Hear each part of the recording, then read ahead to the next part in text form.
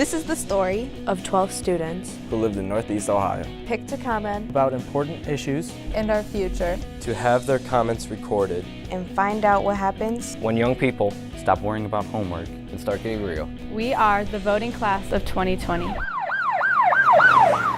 17 people are murdered at Marjory Stoneman Douglas High School. It was kind of just like shock. I'm like, is this really happening again?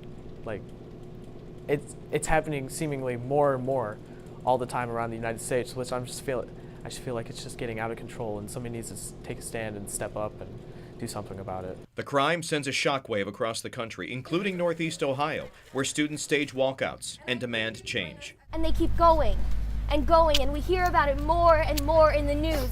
In my head, it was just another school shooting.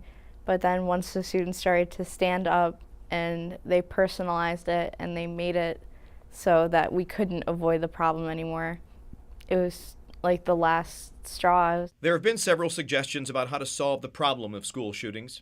The voting class of 2020 are sophomores from 6 Northeast Ohio schools. They will be eligible to vote in the next presidential election, and right now, they are forming opinions about the direction of our country.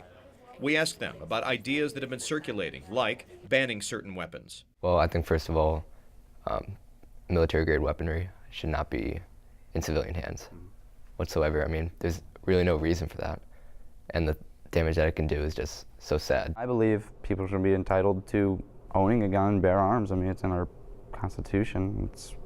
We should be allowed to, and everybody has a right to keep their family safe. Another idea was to arm teachers, an idea that was met with some skepticism. I don't think that teachers should be able to access a gun in school because they're people. They still have things going on inside and outside of school.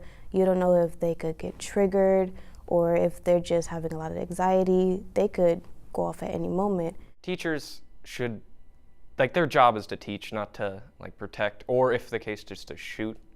So I feel like that should be the job of a police officer or a security guard, and a teacher should just worry about teaching. Most of the students felt increasing the time for getting a gun was a good way to help. It shouldn't be like an impulse thing, like, oh, I'm so mad I'm about to get a gun, and then I get it tomorrow, and then I shoot up at school. But if you wait a year, you finally you think about it.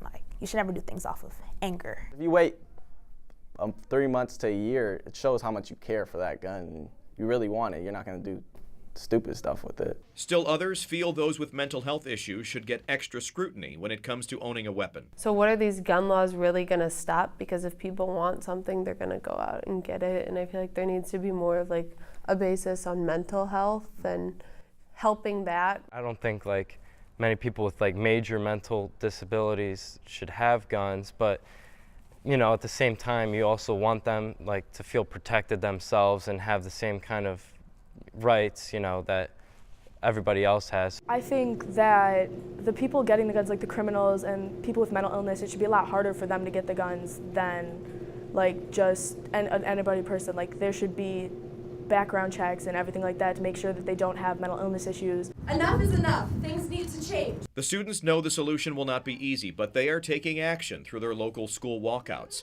and some are doing even more. Megan Fleischer went to Indianapolis for a rally on gun violence. I did feel empowered, and I feel like it kind of got the word out, and because we were in the State House, it felt like, I'm doing this to try to influence policy, and so it felt like I was a part of something bigger. Change is coming, according to the voting class of 2020. Things simply cannot stay the same. It's just a matter of time.